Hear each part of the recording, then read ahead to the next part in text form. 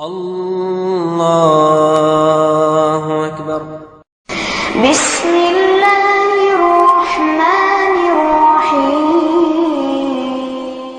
شهر رمضان الذي أنزل فيه القرآن هدى للناس وبينات من الهدى والفرقان۔ بسم اللہ الرحمن الرحیم۔ وما ابرئ نفسی ان النفس لامارۃ بالسوء الا ما رحم ربی ان ربی غفور الرحیم۔ میں اپنے نفس کی پاکیزگی بیان نہیں کرتا، بے شک نفس تو برائی پر ابھارنے والا ہی ہے، مگر یہ کہ میرا پروردگار ہی اپنا رحم کرے، یقیناً میرا پالنے والا، بڑی بخشش کرنے والا، بہت مہربانی فرمانے والا ہے وہ۔ یہ 13واں پارہ ہے، سورہ یوسف کی آیت نمبر 50 پر 3 ہے۔ گزشتہ آیتوں میں حضرت یوسف علیہ السلام قید خانے میں جو موجود تھے، اس وقت بادشاہ نے خواب دیکھا تھا، اس خواب کی تعبیر بتا دی گئی، بادشاہ نے آپ کو دعوت دی حکومت میں آنے کے لیے، سلطنت میں آ کر شریک ہونے کے لیے، لیکن حضرت یوسف علیہ السلام نے انکار کر دیا، کہا کہ پہلے اس معاملے کی جانچ پڑتال ہونی چاہیے، مجھے کس جرم میں لوگوں نے قید خانے میں ڈالا تھا، میرا کیا قصور تھا، کس وجہ سے مجھے قید خانے میں ڈالا گیا، اس کی تحقیق ہونی چاہیے۔ پھر آخر کار جو لوگ مجرم تھے ان لوگوں نے اپنے جرم کا اعتراف کیا، عزیز مصر نے بھی اعتراف کیا کہ حضرت یوسف علیہ السلام پاک دامن تھے، قصوروار ہم ہی لوگ تھے، آپ کی کوئی غلطی نہیں تھی، یہاں تک کہ حضرت یوسف علیہ السلام پاک دامن ثابت ہوئے، اور حضرت یوسف نے یہ فرمایا ذَلِكَ لِيَعْلَمَ أَنِّي لَمْ أَخُنْهُ بِالْغَيْبِ وَأَنَّ اللَّهَ لَا يَهْدِي كَيْدَ الْخَائِنِينَ۔ یہ اس واسطے کہ عزیز یہ جان لے کہ میں اس کی پیٹھ کے پیچھے اس کی خیانت نہیں کیا، اور یہ بھی کہ اللہ دغا بازوں کے ہتھ کنڈے چلنے نہیں دیتا، جو لوگ مکاری کرتے ہیں ان کی مکاری ہمیشہ نہیں چلتی، مکار کی چالیں جو ہیں ایک دو بار چل سکتی، ہمیشہ نہیں چل سکتی، اللہ تعالیٰ ان کو ذلیل اور رسوا کر دیتا ہے۔ پھر آخر کار حضرت یوسف علیہ السلام نے یہ فرمایا وما ابرئ نفسی، میں اپنے آپ کو بری ثابت نہیں کرتا، میں اپنے آپ کی پاکیزگی بیان نہیں کرتا، یہ آپ کا تواضع تھا، یہ آپ کی عاجزی تھی۔ بعض لوگوں نے کہا یہ قول جو ہے عزیز مصر کی بیوی کا ہے، لیکن زیادہ تر مفسرین کا یہ خیال ہے کہ آپ ہی نے فرمایا، آپ کے تواضع کی دلیل تھی کہ ہر انسان انسان ہی ہوتا ہے، اس کے پیچھے نفس جو ہے اس کا دشمن ہوتا ہے۔ نفس کی 3 قسمیں ہیں، ایک نفس وہ ہے جو برائی پر ہمیشہ آمادہ کرتا ہے اللہ کہ جس پر رب رحم فرما دے، دوسرا نفس وہ ہے جو ہمیشہ انسان کو جو ہے ملامت کرتا ہے کسی برائی کے کام کرنے پر، لا اقسم بیوم القیامہ ولا اقسم بالنفس اللوامہ، ملامت کرنے والا نفس ہوتا ہے کسی برائی پر، آپ سے کوئی غلطی ہوئی، مومن ہونے کی دلیل یہ ہے کہ فوراً آپ کا دل آپ کو ملامت کرے گا۔ تیسرا نفس ہے کار خیر کرنے پر، اچھے کام کرنے پر مطمئن ہو جاتا ہے، اسے نفس مطمئنہ کہا جاتا ہے، اسی سے خطاب کر کے کہا جائے گا نیک روحوں سے یا ایتھا النفس المطمئنہ، اے نفس مطمئنہ ارجعی الی ربک راضیۃ مرضیہ، تو رب کے پاس واپس چل خوش ہو کر، پسندیدہ ہو کر، فادخلی فی عبادی وادخلی جنتی، میرے نیک بندوں میں شامل ہو جا، میرے جنت میں داخل ہو جا، نفس مطمئنہ سے کہا جائے گا۔ الغرض یوسف علیہ السلام اس آزمائش سے بری ثابت ہوئے، اللہ تعالیٰ نے آپ کو بچا لیا۔ پھر اس کے بعد عزیز جو مصر کا جو بادشاہ تھا اس نے کہا ائتونی بہ، وقال الملک ائتونی بہ استخلصہ لنفسی فلما کلمہ قال انک اليوم لدینا مکین امین، بادشاہ نے کہا اسے میرے پاس لاؤ، میں اسے اپنے خاص کاموں کے لیے مقرر کر لوں گا۔ پھر جب اس سے بات چیت کی تو کہنے لگا کہ آپ ہمارے پاس آج سے ہی ذی عزت اور امانت دار ہیں، آپ کا مقام بہت بلند ہے، آپ کو ہم اپنے خاص کاموں کے لیے منتخب کر لیتے ہیں۔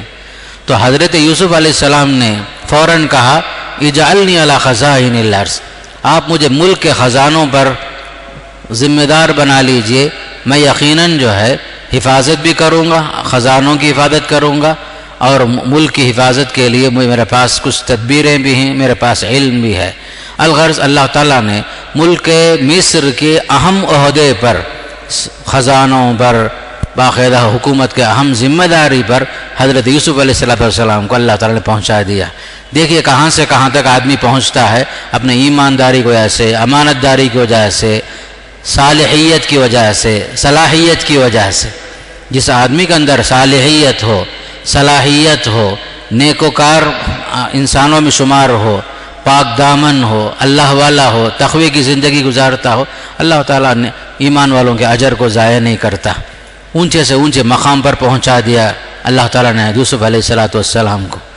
لیکن نادان جو بھائی تھے انہوں نے آپ کی قدر نہیں کی۔ آگے چل کر آتا ہے مصر میں قحط سالی شروع ہو گئی، ان کے بھائی بھی دیگر لوگوں کی طرح غلہ لینے کے لیے آئے۔ حضرت یوسف علیہ السلام نے اپنے خادموں سے کہا جو بھائی لوگ آ رہے ہیں ان کے لیے جو کچھ دینا ہے اناج بھرپور دے دو، بھرپور ان کو اناج دے کر بھیجو۔ پھر ان سے کہا گیا کہ تم واپسی میں اپنے بھائی، یعنی تمہارا ایک بھائی ہے، یعنی باپ شریک بھائی، اسے لے کر آنا، یعنی بنیامین کو لے کر آؤ۔ اگر تم لوگ اسے لے کر نہیں آؤ گے تو تمہارے لیے جو ہے دوبارہ غلہ نہیں ملے گا، آئندہ جب آئیں گے باقاعدہ اسے لے کر آنا۔ یہ لوگ باقاعدہ جو ہے وعدہ کیے، قالوا سنراود عنہ اباہ وانا لفاعلون، کہا کہ ہم جو ہے اس کے باپ کو اس کی بابت بہلا کر پھسلا کر یقیناً اسے پوری کوشش کر کے لے کر آئیں گے، یہ وعدہ کر کے چلے گئے۔ حضرت یوسف علیہ السلام نے خادموں سے کہا کہ ان کی پونجی، وہ لوگ جو کچھ پیسہ لے کر جو آئے تھے غلہ کے لیے، واپس کر دو، مت لو اسے، ان کے سامان میں ہی رکھ دو۔ الغرض ایسا ہی ہوا۔ یہ لوگ جب اپنے گھر پہنچے کنعان، سامان کھول کے دیکھے تو باقاعدہ جو ہے غلہ بھی ہے، اور ان کی پونجی بھی واپس کر دی گئی ہے۔ فوراً انہوں نے والد صاحب سے کہا دیکھیے عزیز مصر بڑے شریف آدمی ہیں، غلہ بھی دیے، پیسہ بھی واپس کر دیے، لیکن انہوں نے کہا کہ واپس دوبارہ آتے ہوئے ہمارے باپ شریک بھائی اللتی بھائی کو، بنیامین کو ساتھ میں لے کر آنے کے لیے کہا ہے۔ حضرت یعقوب علیہ السلام نے کہا میں کیسے آپ لوگوں پر بھروسہ کروں، اس سے پہلے آپ لوگ یہی بول کر کے میرے بیٹے یوسف کو تم نے مجھ سے غائب کر دیا، واپس لے کر ہی نہیں آئے، وہ تو ان کا عطا پتہ معلوم ہی نہیں۔ اب مجھے ڈر لگتا ہے کہ تم لوگ اسے بھی لے کر جاؤ گے پھر یہ بھی غائب ہو جائیں گے۔ یعقوب علیہ السلام کو ایک خوف لاحق ہوا۔ آخر کار حضرت یوسف علیہ السلام کے بھائی لوگ جو ہیں حضرت یعقوب علیہ السلام سے منوا کر کے بھائی کو بھی لے کر آئے۔ دوسری مرتبہ جب آئے وہ لوگ تو حضرت یوسف علیہ السلام نے اپنے سگے بھائی جو بنیامین نے ان سے کہا آپ کو ڈرنے کی ضرورت نہیں، میں تمہارا بھائی، سگا بھائی یوسف میں ہی ہوں، آپ کو ڈرنے کی ضرورت نہیں ہے۔ آپ نے خلوت میں ان کو سمجھا دیا کہ آپ کو پریشان ہونے کی ضرورت نہیں ہے، کہ آپ میرے پاس رہیے۔ تو بہرحال جب دوبارہ جو ہے یہ لوگ واپس جانے لگے تو حضرت یوسف علیہ السلام اور اس زمانے کی تدبیر کے اعتبار سے اپنے بھائی کو روکنے کے لیے ایک چال یہ چلی گئی کہ ان کے سامان میں ناپنے کا جو آلہ تھا، پانی پینے کا جو پیالہ تھا، اسے رکھ دیا گیا۔ پھر اس کے بعد اعلان ہوا اے قافلہ والو، ہم بادشاہ کا ایک ناپنے کا آلہ جو ہے غائب ہے، آپ لوگ جو ہے تلاش کرو، آپ لوگوں کے سامان میں شاید رہے گا، ذرا تلاش کرو۔ آخر کار تلاشی لی گئی۔ ان لوگوں شروع میں یہ لوگ بولے ہم لوگ چور نہیں ہیں، ہم لوگ شریف لوگ ہیں، ہمارے پاس وہ چیز نہیں ہے۔ لیکن جب تفتیش ہوئی تو وہ چیز ان کے بھائی کے سامان میں ملی۔ اس وقت کہا گیا کہ ہمارے ملک کا قانون یہ ہے جس کے پاس یہ بادشاہ کا پیالہ ملا ہے ہم اس کو روک لیں گے اپنے پاس، ہم اس کو جانے نہیں دیں گے۔ یہ لوگ جو ہے یوسف علیہ السلام کے بھائی لوگ بہت بہلائے، بہت جو ہے پریشان ہوئے کہ ہم اپنے والد صاحب کو کیا منہ دیں گے، کیا منہ دکھائیں گے، والد صاحب کو ہم کیا جواب دیں گے. لیکن قاعدہ قانون یہی تھا، بنیامین کو روکنے کے لیے آخر کار روک لیے گئے اور ان پر بظاہر چوری کا الزام لگا. انہوں نے کہا قالوا ان يسرق فقد سرق اخ له من قبل فاسرها يوسف في نفسه ولم يبدها لهم. بھائیوں نے کہا اگر اس نے چوری کی ہے، یعنی بنیامین نے چوری کی، تو کوئی تعجب کی بات نہیں، اس کا بھائی بھی پہلے چوری کر چکا ہے. ان کو نہیں معلوم یہاں عزیز مصر کی حیثیت میں وزیر خزانہ کے اعتبار سے یوسف علیہ السلام حکومت پر گامزن ہیں. تو آخر کار یوسف علیہ السلام نے اس بات کو اپنے دل میں چھپا کے رکھا، ان کے سامنے ظاہر نہیں کیا. کہا کہ تم لوگ بدترین جگہ میں ہو اور جو تم بیان کرتے ہو اسے اللہ ہی خوب جانتا ہے. آخر کار یہ لوگ بولے اے عزیز مصر، ہمارے والد صاحب جو ہیں بڑی عمر والے ہیں، بوڑھے ہو چکے ہیں، پہلے سے ہی ایک بیٹے کو کھو چکے ہیں، اس بچے کو کھونے کی خبر اگر ان کو ملے گی تو بہت پریشان ہوں گے. ایسا کیجئے ہم میں سے کسی کو رکھ لیجئے، بنیامین کو چھوڑ دیجئے. لیکن کہا گیا کہ نہیں، قانون ہے، جس کے سامان میں بادشاہ کا پیالہ ملا ہے اسی کو ہم روک لیں گے. آخر کار یہ لوگ مایوس ہو کر کے واپس لوٹے. ان میں سے جو بڑا بھائی تھا اس نے کہا میں تو والد صاحب کے پاس واپس نہیں جاؤں گا، میں والد صاحب کو منہ نہیں دکھا سکتا، والد صاحب سے میں پہلے ہی جو ہے بہت کچھ برداشت کر چکا ہوں، والد صاحب بہت ناراض ہیں مجھ سے. ارجعوا الی ابیکم فقولوا یا ابانا ان ابنک سرق، تم لوگ جاؤ جا کے بولو ابا جان سے کہو تمہارے بیٹے نے چوری کی وجہ سے روک لیے گئے تمہارے بیٹے بنیامین. وما شہیدنا الا بما علمنا وما كنا للغیب حافظین. اور یہ بھی کہو کہ جو ہے ہم اسی بات کی گواہی دیتے ہیں جو ہم جانتے تھے، ہم کچھ غیب کی بات نہیں جاننے والے. اگر آپ کو یقین نہیں آتا ہے قافلے والوں سے پوچھ لیجئے، قافلہ والے جواب دیں گے کیا کچھ معاملہ پیش آیا تھا، یہ معاملہ یہی ہے. آخر کار یعقوب علیہ السلام نے کہا فصبر جمیل، سوائے صبر کے کوئی اور چیز نہیں ہے میرے پاس، لیکن اللہ سے امید ہے. ایک نبی کا علم، نبی کا اللہ پر ایمان اور توکل دیکھو، کہتے ہیں میرا رب میرے بچوں کو مجھ تک ضرور پہنچائے گا. عسى الله ان يأتيني بهم جميعا انه هو العلیم الحکیم. وہ علم والا، حکمت والا ہے، ضرور میرے بچوں کو مجھ تک ضرور پہنچائے گا. آخر کار حضرت یعقوب علیہ السلام ان سے منہ پھیر کر حضرت یوسف علیہ السلام کو یاد کرنے لگے. ان کی آنکھیں حضرت یوسف کو یاد کرتے کرتے آنسو بہاتے بہاتے جو ہے بینا ہی ختم ہو گئی تھی. آنسو بہتے بہتے بینا ہی ختم ہو گئی. روتے روتے ہمیشہ رنجیدہ ہو کر، کبیدہ خاطر ہو کر بہت یاد کرتے رہے. بچوں نے ان کا حال کیا تھا، یہ لوگ بھی عجیب و غریب تھے. یوسف علیہ السلام کے بھائی ابا کو جو تسلی دینے کے بجائے الٹا جو ہے والد صاحب سے کہنے لگے آپ ہمیشہ یوسف کی یاد میں ہی لگے رہیں گے یہاں تک کہ گھل جائیں گے، ختم ہو جائیں گے آپ. تاللہ تفتؤ تذکر یوسف حتی تکون حرزا او تکون من الہالکین. بار بار یاد کرتے ہیں آپ یوسف کو، یاد کرتے کرتے آپ فنا ہو جائیں گے، ختم ہو جائیں گے. ایسے تانے دینے لگے. آپ کی زبان سے صرف اتنا نکلا انما اشکو بسی وحزنی اللہ، میں رنج و غم کی شکایت، پریشانی اور رنج کی فریاد کس سے کرتا ہوں؟ صرف اللہ سے ہی کروں گا. میں لوگوں سے مجھے کیا لینا کیا دینا ہے، مجھے آپ لوگوں سے کیا امید ہے، لیکن میرے رب پر مجھے ایمان ہے، بھروسہ ہے، وہ میرے بچوں کو ضرور پہنچائے گا. معاملہ یہاں تک جو ہے آپ ان سے کہہ کر ان سے جدا ہو گئے. لیکن اپنے بچوں سے یہ کہا اے میرے بچوں جاؤ دوبارہ تلاش کرو، یوسف کو تلاش کرو، بنیامین کو تلاش کرو. اللہ کی رحمت سے مایوس نہیں ہونا. اللہ کی رحمت سے کون مایوس ہوتا ہے؟ کافر مایوس ہوتا ہے، لیکن مومن کبھی مایوس نہیں ہوتا اللہ کی رحمت سے. مجھے امید ہے میرے دونوں بچے زندہ ہیں. پھر آپ فرمانے لگے یعقوب علیہ السلام تم دوبارہ جاؤ مصر میں، لیکن تم لوگ جو ہے جب مصر میں داخل ہوتے ہو تو ایسا کرو کہ بیک وقت سب مل کر داخل نہیں ہونا، الگ الگ داخل ہونا آپ لوگ. کہیں تم لوگوں پر نظر بد نہ لگ جائے. پہلے بھی آپ نے کہا تھا لا تدخلوا من باب واحد، ایک دروازے سے مت جاؤ، الگ الگ دروازوں سے جاؤ. بہرحال بڑی وصیتیں آپ نے کی تھی. آخر کار جب بھائی لوگ جب مصر آئے، عزیز مصر سے انہوں نے کہا یا ایھا العزیز ان له یا ایھا العزیز مسنا واهلنا الضر وجئنا ببضاعة مزجاة فاوف لنا الكيل. حضرت یوسف کے پاس پہنچ کر انہوں نے کہا ہم کو اور ہمارے خاندان کو بہت تکلیف پہنچی ہے، ہم حقیر پونجی لائے ہیں، آپ ہمیں پورا غلہ دیجئے، ہم پر خیرات کیجئے. نبی کی اولاد ہے، کہتے ہیں تصدق علینا، صدقہ دیجئے، خیرات دیجئے. یہاں تک مجبور ہو گئے. ایک طرف فقر و فاقہ، ایک طرف پریشانی، ایک طرف دو بھائی غائب ہو گئے، والد صاحب کی پریشانی، دن رات روتے ہی روتے روتے بینائی ختم ہو گئی ہے. یہ سب احساس ہوا، بچوں کو آ کر کے گھگانے لگے.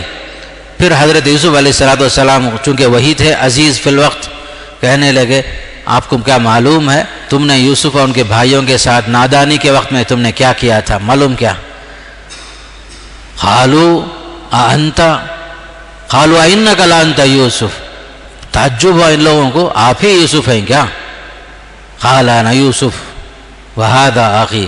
تب آپ نے آخر میں اعتراف کیا میں ہی یوسف ہوں، یہ میرا بھائی بنیامین ہے. اللہ نے مجھ پر ہم پر احسان کیا. یاد رکھو جو تقوی کی زندگی گزارتا ہے، صبر کرتا ہے، اللہ محسنوں کے اجر کو ضائع نہیں کرتا.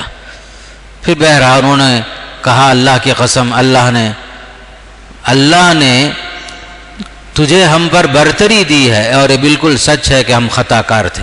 بھائیوں نے اپنے غلطی کا اعتراف کیا. حضرت یوسف علیہ السلام کریمانہ اخلاق سے متصف تھے، فاضلانہ اخلاق کے ساتھ. انہوں نے کہا اب آپ لوگ اپنی پرانی چیزوں کو یاد کر کے معافی مانگنے کی کوئی ضرورت نہیں. لا تثریب علیکم اليوم، اللہ معاف کرے، جاؤ بھائی، اللہ ہمیں بھی معاف کرے، آپ بھی معاف کرے، آپ کو بھی معاف کرے. آپ نے کوئی سرزنش نہیں کی زیادہ، کہا کہ جو ہے اللہ معاف کرنے والا ہے، بڑا مہربان ہے.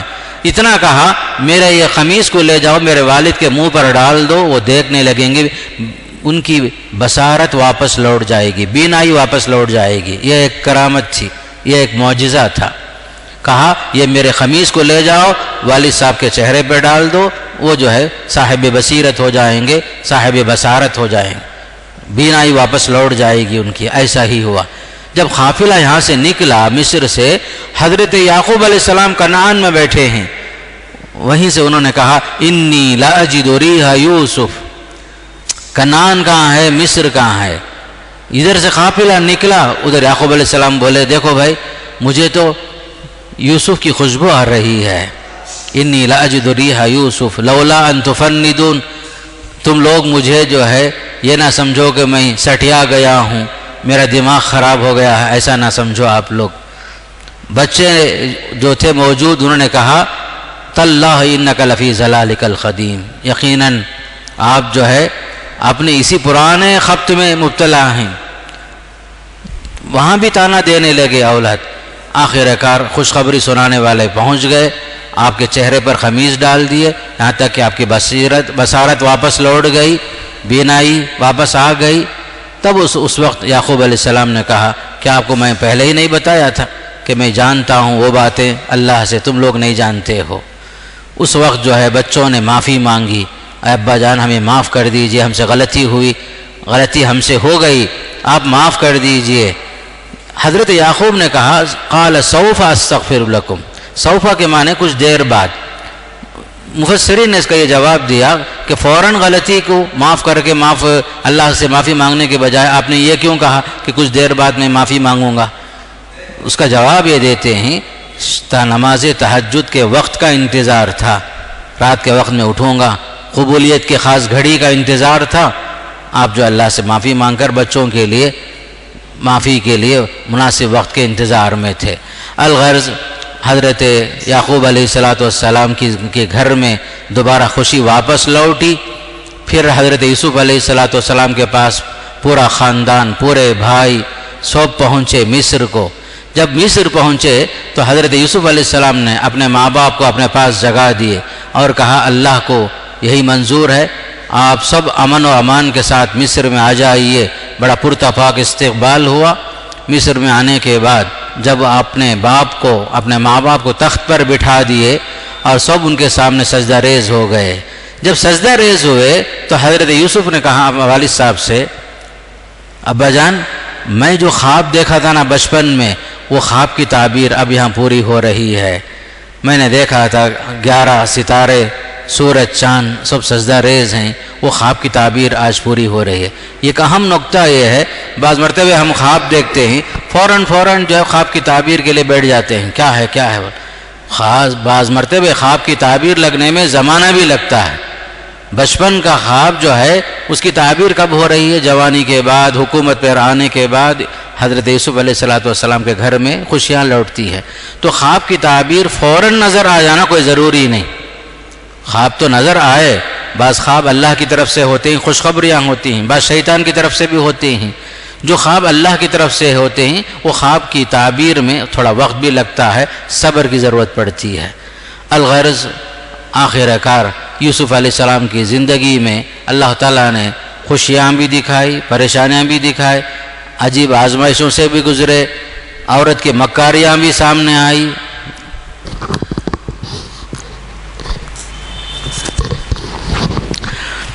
پھر اللہ کا شکر ادا کیے یوسف علیہ السلام، کہنے لگے اللہ تعالیٰ کا بڑا احسان ہے جس نے مجھے قید خانے سے باہر نکالا اور آپ لوگوں کو دیہات سے شہر میں پہنچا دیا۔ میرے اور میرے بھائیوں کے درمیان شیطان نے مختلف وسوسے پیدا کر کے جدائی پیدا کر دیا تھا۔ اس برائی کی نسبت شیطان کی طرف کرتے ہیں، یہ شیطان ہی نے بھائیوں کے درمیان حسد کا جذبہ پیدا کیا، باپ کو بچوں سے، بچوں کو باپ سے جدا کیا، گھر میں جو فساد ہوا یہ سب کچھ شیطان کی طرف سے ہوا۔ لیکن میرا رب بڑا مہربان ہے، جو چاہے کرتا ہے۔ پھر اللہ کا شکر ادا کرتے ہیں، اے پروردگار تو نے مجھے ملک عطا فرمایا، حکومت عطا فرمایا، تو نے مجھے خواب کی تعبیر سکھائی، انت ولی فی الدنیا والآخرہ۔ اے اللہ آسمان اور زمین کا تو ہی جو پیدا کرنے والا ہے، تو ہی دنیا میں بھی آخرت میں بھی میرا کارساز ہے۔ کیا پیاری دعا دیکھو، یوسف علیہ السلام کیا مانگتے ہیں آخر میں، توفنی مسلمہ، اے اللہ مجھے اسلام کی حالت میں وفات دے، والحقنی بالصالحین، نیک لوگوں میں، صالحین میں مجھے شامل کر دے۔ یہی جو مومن کی خاص علامت ہے، اسلام کی حالت میں وفات مانگنا اور نیک لوگوں میں شامل ہونے کے لیے اللہ سے درخواست کرنا۔ اللہ تعالیٰ کے پاس اللہ کے بندے نے اس طرح کی دعا کی۔ تو آخر میں اس سورت کے اختتام میں اللہ تعالیٰ اپنے نبی کے بارے میں بتا رہا ہے، اللہ کے نبی صلی اللہ علیہ وسلم کو یہ سارا قصہ جو ہے نہ آپ کو پہلے سے معلوم تھا، نہ کچھ کتاب پڑھے، نہ کسی سے کچھ سیکھے، آپ تو امی تھے، ان پڑھ تھے، یہ سب چیزیں کہاں سے معلوم ہوئی؟ غیب سے اللہ تعالیٰ نے نبی کو وحی کے ذریعے سے بتایا۔ یہ نبی برحق نبی ہے، سچا نبی ہے محمد صلی اللہ علیہ وسلم۔ انبیاء کے قصے، انبیاء کے واقعات، حضرت یعقوب کا زمانہ کب کا ہے، آپ کا زمانہ کب کا ہے، وہ زمانے میں آپ نہیں بھی تھے، نہ پڑھے، نہ لکھے، نہ کانوینٹ گئے، نہ کالج گئے، نہ یونیورسٹی گئے، کہیں بھی نہیں گئے، پھر کہاں سے بات آئی؟ ذالک من انباء الغیب نوحیہ الیک، اللہ تعالیٰ وحی کے ذریعے سے نبی کو بتاتا ہے سب کچھ چیزیں۔ نبی کو اس کی رسالت کو سچا جانو، یہ نبی جو ہے اللہ کا سچا رسول ہے، یہ بتانا مقصود ہے۔ اب حضرت یوسف علیہ السلام میں اور آپ کے واقعے میں اللہ کے نبی صلی اللہ علیہ وسلم کے ساتھ کچھ چیزیں مطابقت کے ساتھ نظر آتی ہیں۔ انبیاء کی زندگی میں مطابقت، مناسبت نظر آتی ہے۔ ایک طرف مصیبت کے بعد جو ہے راحت ملی حضرت یوسف علیہ السلام کو، جیسا کہ اللہ کے نبی صلی اللہ علیہ وسلم 13 سال مکے میں مصیبتوں میں تھے، مدینے میں آئے تو ذرا راحت ملی۔ خوفناک مرض ہے حسد، حسد کا نتیجہ ہے کہ سگا بھائی اپنے بھائی کو قتل کر دینا چاہتا ہے، اقتلوا یوسف۔ حابیل اور قابیل کے واقعے میں بھی قتل کی بات ہی آتی ہے، نتیجہ قتل ہی سامنے ہوتا ہے۔ حسد ایک بیماری ہے، اس کا انجام قتل ہی ہوتا ہے۔ بھائیوں نے کنویں میں ڈال دیا، ادھر آپ صلی اللہ علیہ وسلم کے بھائیوں نے، آپ کے خاندان والوں نے، قریش لوگوں نے شیب ابی طالب، ابو طالب کے وادی میں، گھاٹی میں لا کے پہنچا دیا تھا کئی سال اللہ کے نبی صلی اللہ علیہ وسلم مکے سے آبادی سے ہٹ کر قید خانے کے انداز میں شعب ابی طالب میں آپ جو ہے تکلیف اٹھا کر آئے تھے۔ تیسری بات، کریمانہ اخلاق جو نبیوں میں ہوتی ہے، جو اخلاق انسان کے ہوتے ہیں خاص کر نبیوں کے، اسی کی وجہ سے وہ پہچانے جاتے ہیں، چاہے وہ قید خانے میں رہیں، چاہے عزیز مصر کے پاس رہیں، چاہے بادشاہ کے پاس رہیں یا لوگوں کے پاس رہیں۔ انسان کا اخلاق، انسان کی اچھی عادتیں جو ہیں اسے ممتاز کرتی ہیں۔ اللہ کے نبی کی خاص خصوصیت کیا تھی؟ انک لعلی خلق عظیم، جو حضرت یوسف میں نظر آتی وہ چیز، وہی چیز یہاں بھی نظر آتی ہے۔ دشمنوں کے ساتھ کیسا سلوک حضرت محمد صلی اللہ علیہ وسلم نے کیا، جو سلوک حضرت یوسف علیہ السلام نے اپنے بھائیوں کے ساتھ کیا۔ آپ نے کہا لا تثریب علیکم اليوم، مکہ فتح ہوا تو ہمارے نبی نے بھی کہا لا تثریب علیکم اليوم۔ مکے والوں میں کیسے کیسے ظالم تھے، وہ لوگ بھی تھے جنہوں نے اللہ کے رسول کے چچا کا کلیجہ چبائے تھے آپ کو شہید کرنے کے بعد، پھر بھی آپ نے ان سب کو معاف کر دیا۔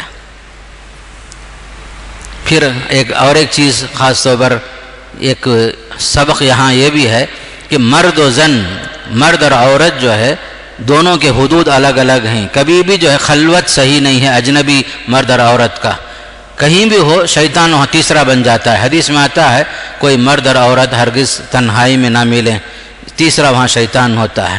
یہاں عورت عزیز مصر کی بیوی آپ کو ورا لانے کی کوشش کرتی ہے، آپ کو زنا پر آمدہ کرتی ہے، لیکن وہاں ایمان اور تقویٰ تھا، اللہ نے بچا لیا۔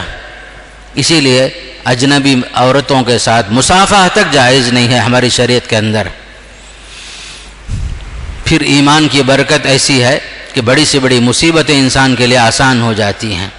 مصیبت پر بعض مرتبہ مصیبت یہ ہے کہ آدمی قید خانے سے باہر رہے، ایک مصیبت یہ ہے کہ آدمی قید خانے میں چلے جائے۔ جب دو طرح کی مصیبتیں سامنے ہوں تو سب سے کم مصیبت، کم آزمائش والی مصیبت کو ترجیح دینا چاہیے۔ یوسف علیہ السلام نے کہا رب السجن احب الی مما یدعوننی الیہ، جس برائی پر یہ لوگ مجھے آمادہ کرتے ہیں اس سے وہ قید خانہ بہتر ہے، اے اللہ مجھے قید خانے میں ہی پہنچا دے۔ اگر تو ایسا نہیں کرے گا وَإِلَّا تَصْرِفْ عَنِّي، ورنہ نتیجہ میرا کیا ہوگا، یہ لوگ مجھ پر کیا کیا الزام لگائیں گے، میری شخصیت کو داغدار کر دیں گے، میرے لیے قید خانہ بہتر ہے۔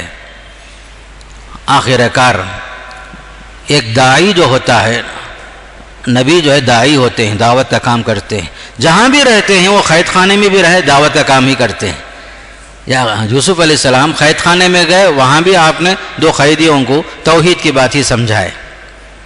اللہ کے نبی صلی اللہ علیہ وسلم بھی ایسے ہی تھے، پوری زندگی آپ کی داعیانہ زندگی، دعوتی کام آپ نے ہمیشہ باقی رکھا، دوستوں کے ساتھ، دشمنوں کے ساتھ، سب کے ساتھ آپ نے دعوتی پہلو کو آپ نے ہمیشہ سامنے رکھا۔ دشمن کے حق میں آپ نے بد دعا کرنا پسند نہیں فرمایا۔ اور ایک سبق یہ بھی ہے ہمارے لیے، تہمت کی جگہ سے بچنا چاہیے۔ جہاں تہمت لگنے کا اندیشہ ہے، اتقوا مواضع التہم حدیث میں آتا ہے، جہاں تہمت لگنے کا اندیشہ ہے ویسی جگہ میں جانا ہی نہیں، ورنہ جو ہے لوگ برے الفاظ کے ساتھ، برے القاب کے ساتھ یاد کریں گے، تہمت لگا دیتے ہیں۔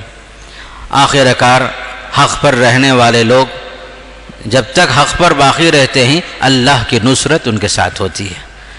حق پر چلنے والا کبھی رسوا نہیں ہوتا، اللہ کی مدد اس کے ساتھ شامل حال ہوتی ہے۔ انبیاء کی زندگی میں یہی چیز نظر آتی ہے، یہ لوگ حق پر ہی رہتے ہیں، حق کے لیے جیتے ہیں، حق کے لیے مرتے ہیں، اور حق کے لیے جو ہے ساری قربانیاں پیش کر دیتے ہیں، اللہ کی نصرت کے مستحق ہو جاتے ہیں یہ لوگ۔ اور آخری بات یہ بھی نظر آتی ہے کہ آدمی اپنے پاس قدرت رکھنے کے باوجود انتقام لینے کے بجائے، انتقام لینے کا حق ہے، بدلہ لینے کا حق ہے مظلوم انسان کو، اس کے باوجود معاف کر دینا یہ زیادہ اولا ہے۔ اللہ کے نبی نے بھی وہی کیا جو یوسف علیہ السلام نے کیا، یوسف علیہ السلام نے بھی جو کیا وہی چیز اللہ کے رسول کی زندگی میں نظر آتی۔ معاف کرنے والا کبھی جو ہے کم نہیں ہو جاتا، انتقام لینے میں کوئی کمال نہیں ہوتا۔ والکاظمین الغیظ والعافین عن الناس واللہ یحب المحسنین، غصہ برداشت کرنے والے، معاف کرنے والوں کو اللہ پسند کر لیتا ہے۔ الغرض اس صورت کے اندر کچھ خاص سبق ہمارے لیے موجود ہے۔ خاص کر یوسف علیہ السلام کی زندگی میں اللہ کے رسول صلی اللہ علیہ وسلم کی زندگی کے ساتھ مطابقت میں کئی چیزیں نظر آتی. اب ایک چیز سب سے اہم یہی، حضرت یوسف کا واقعہ ہمارے نبی کو کیسے معلوم ہوا، یا کسی بھی نبی کا واقعہ وحی کے ذریعے سے. گویا کہ آپ کی رسالت برحق ہے، آپ لکھے بھی نہیں پڑھے بھی نہیں، اس کے باوجود وحی کے ذریعے سے ساری باتیں اللہ نے آپ کو بتا دیا. لقد كان في قصصهم عبرة لأولي الألباب. قرآن آخر میں کہتا ہے سورت کے اختتام میں، ان کے واقعات کے پیچھے یقیناً عقل مندوں کے لیے عبرت کا سامان موجود ہے. جتنے بھی انبیاء کے واقعات آئیں گے سب میں عبرت موجود ہے. پھر آگے چل کر کے سورہ رعد میں قرآن کی حقانیت کو ثابت کیا گیا الف لام میم را سے.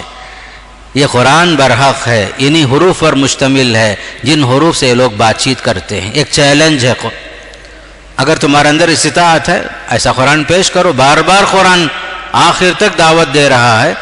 چیلنج ہے، قرآن برحق ہے. پھر اس کے بعد قرآن کی حقانیت کو ثابت کرنے کے بعد توحید کی باتیں سامنے آئی. لوگوں کے لیے اپنے آنکھیں کھول کر دیکھنے کی دعوت دی گئی. اللہ کی ذات کیسی ذات ہے، دیکھو کیا قدرت ہے اس کی. ساتوں آسمان ہمارے سر کے اوپر اٹھا دیا، بغیر کسی پلر کے، بغیر کسی دیوار کے، بغیر کسی ستون کے 7 آسمان اوپر اٹھا دیا. اللہ تعالیٰ عرش پر مستوی ہو گیا. آسمان میں سورج ہے، چاند ہے، ان سب کو انسانوں کے لیے مسخر کر دیا. ہر چیز ایک وقت مقرر کے لیے رواں دواں ہے، ہر چیز رواں دواں ہے. کل یجری لاجل مسمى. سورج بھی رواں دواں، چاند بھی جو ہے رواں دواں، زمین بھی جو ہے ایک سیارہ ہے، سب جو ہے حرکت میں ہیں. سب کی تدبیریں کس کے ہاتھ میں ہیں؟ اللہ کے ہاتھ میں. وہ جو چاہے کر گزرتا ہے. کبھی جو ہے کوئی سیارہ کسی سیارہ سے نہیں ٹکراتا. اگر زمین سورج سے ٹکرائے، سورج زمین سے ٹکرائے، چاند سے ٹکرائے، اس عالم کا حال کیا ہوگا؟ اللہ تعالیٰ نظام جو چلا رہا ہے اس کے ذات سے محبت کرو، ایمان لاؤ، عقیدت کے ساتھ، محبت کے ساتھ اللہ پر یقین رکھو. وہ تنہا ہے، اسے نیند بھی نہیں آتی. لا تاخذہ سنۃ ولا نوم. نہ سوتا ہے وہ، سونا تو دور کی بات، اونگنا بھی نہیں ہے اس کے لیے. ہمیشہ جو ہے اللہ تعالیٰ کی ذات نگران ہے. آسمان زمین کائنات کے ذرے ذرے پر اس کی نگرانی ہے.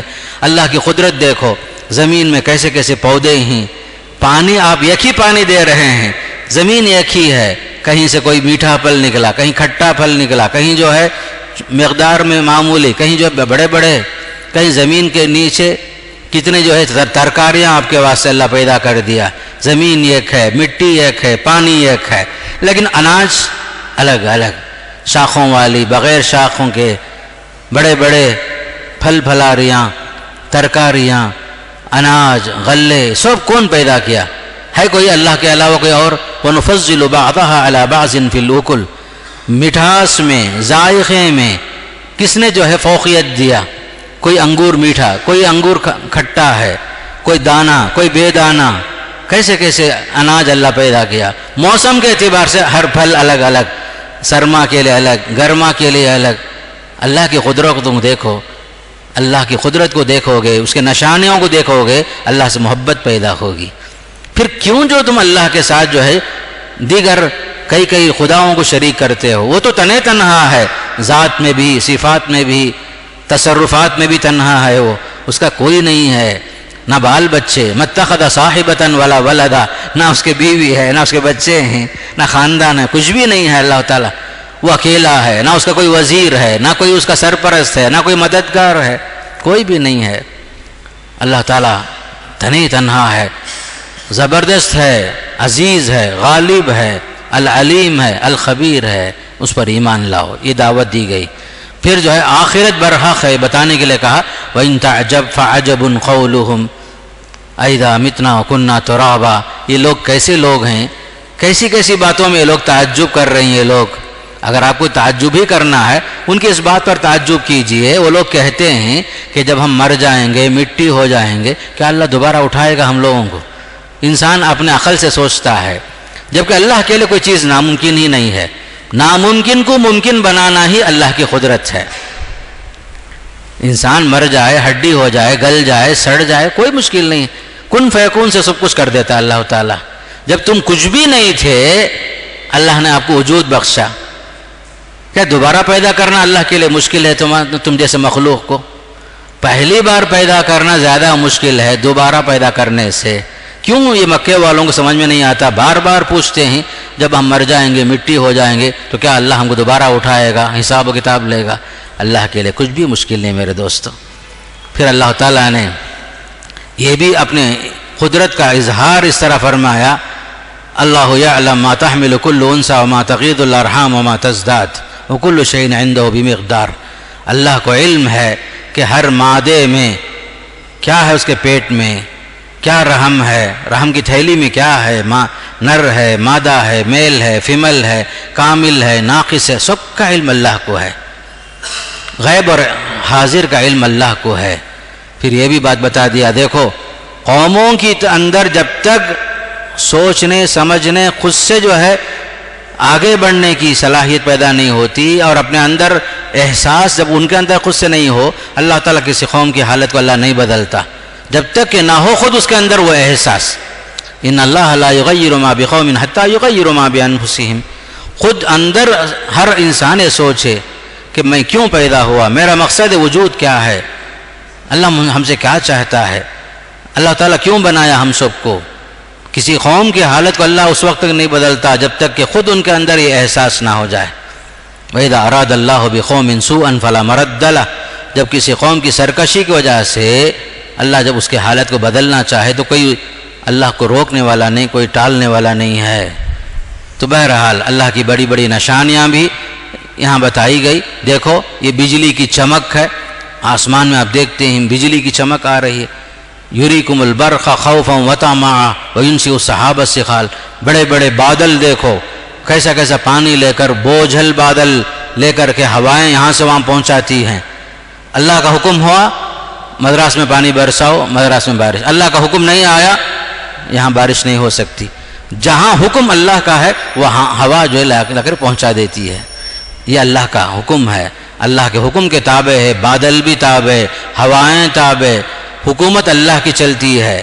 اس لیے اللہ سے مانگو، اللہ کو جو ہے اپنا رب مان لو، اسی کے سامنے سر جھکا دو، تمہارا سارا معاملہ ختم ہو جائے گا. جب تک تم اللہ سے رجوع نہیں کرو گے اللہ جو آپ کو کچھ بھی نہیں دے گا. آپ کو مانگنا پڑے گا اللہ سے، اپنے غلطی کا احساس کرنا پڑے گا.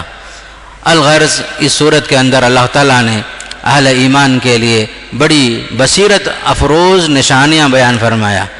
رب سے قریب ہونے کی دعوت بار بار دی گئی. قیامت برحق یہ بھی بیان فرما دیا اور یہ بھی بتایا لکل قوم ہاد. ہر قوم کے لیے اللہ ایک رہبر رہنما ضرور بھیجتا ہے. سب کا ایک وقت مقرر ہے. انبیاء آئیں گے، باقاعدہ دعوت دیں گے، سمجھائیں گے، ان کا ایک وقت مقرر. اگر قوم نہیں مانے گی تو نبی کا کچھ نقصان نہیں ہوگا، وہی قوم تباہ و برباد ہوگی جو نبی کو جھٹلاتی ہے. یہ بھی بیان فرما دیا. سورہ رعد میں خاص کر کے یہ بھی بیان فرما دیا جو لوگ نبیوں کا مذاق اڑاتے ہیں ان کا انجام اچھا نہیں ہوتا. کافروں کو مہلت دی جاتی ہے، وہ وقت جب آتا ہے تو وہ قوم تباہ و برباد کر دی جاتی ہے. فرمایا آخر میں جنت کی مثالیں دی گئی، جنت کے میوجات کی، جنت کے نعمتوں کی مثالیں دی گئی. وہاں کی نعمتیں ابدی ہیں، سرمدی ہیں، ہمیشہ باقی رہیں گی بشرطے کہ آدمی اس کے لائق ہو جائے. پھر اللہ کے نبی صلی اللہ علیہ وسلم کو تسلی دی گئی وَلَقَدْ أَرْسَلْنَا رُسُلًا مِّن قَبْلِكَ. اے رسول ہم نے آپ سے پہلے بہت سارے رسولوں کو بھیجا، وہ بھی جو فیملی مین تھے، ان کے بھی بال بچے تھے، اور کسی رسول کے بس کی بات نہیں ہے کہ وہ خود سے کوئی معجزہ لے کر آ جائے جب تک کہ اللہ کی اجازت نہ ہو. جادوگر نہیں ہے رسول ہمارا. جادوگر جب چاہے جہاں چاہے اپنا کرتب دکھاتا ہے، لیکن نبی جو ہے جب تک اللہ کی اجازت نہ ہو کوئی معجزہ لے کر نہیں آ سکتا. تم لوگ بار بار نبی سے معجزے کا مطالبہ نہ کرو، معجزے کا معاملہ اللہ کے اختیار سے ہے. فرما دیا. پھر آخر میں اس صورت کے اندر یہ بھی بتا دیا قیامت قریب آ رہی ہے، زمانہ سمیٹتے سمیٹتے آ رہا ہے. اولم یروا انا نأتی الارض ننقصها من اطرافها. کیا یہ لوگ نہیں دیکھ رہے ہیں وقت کی رفتار کو؟ دیکھو ہم نے جو ہے زمین کو سمیٹ دیا ہے. جو کام پہلے مہینوں مہینے ہوتا تھا، ہفتوں ہفتوں ہوتا تھا، اب جو سیکنڈوں میں ہو رہا ہے. مسافتیں سمیٹ دی گئی ہیں، وقت قریب ہو گیا ہے، قیامت قریب ہے۔ اولم یروا انا ناتی الارض ننقصها من اطرافها واللہ یحکم لا معقب لحکمہ، اللہ فیصلہ کرتا ہے، اللہ کے فیصلے کو کوئی ٹال نہیں سکتا، فرما دیا۔ قیامت قریب ہے، مسافتیں جو ہیں ختم کر دی گئی۔ ایک زمانہ تھا لوگ حج کو جاتے تھے 4 مہینے 5 مہینے، کتنا لمبا سفر ہوتا تھا، کتنی تکلیفیں ہوتی تھی۔ آج جو ہے فجر کی نماز مدراس میں پڑھے، ظہر کی نماز حرم شریف میں پڑھ لی، کتنی مسافتیں سمیٹ لی گئی۔ لوگوں کے مواصلات، بات چیت کرنے کے لیے کتنے وسائل ذرائع آ گئے۔ آدمی جو ہے ویڈیو کال کر لیتا، اپنے عزیز کو جو ہزاروں کلومیٹر دور رہتا ہے آدمی سامنے دیکھ لیتا ہے۔ ساری مسافتیں سمیٹ دی گئی ہیں، یہ اللہ تعالیٰ کی نشانیاں ہیں۔ وقت ختم ہوتے آ رہا ہے، قیامت قریب ہے، تم لوگ جو ہے اللہ پر ایمان لاؤ۔ یاد رکھو اللہ تعالیٰ جو ہے وقت دے رہا ہے، اللہ کے پاس دیر ہے، اندھیر نہیں ہے۔ سدھر جاؤ، ایمان لاؤ، توبہ کر لو، اللہ کے قریب بندے، خاص بندے بن جاؤ، دنیا بھی سنور جائے گی، آخرت بھی سنور جائے گی۔ قرآن کا پیغام یہی ہے۔ اللہ اعلم، وصلی اللہ تعالی علی سیدنا محمد والحمد للہ رب العالمین۔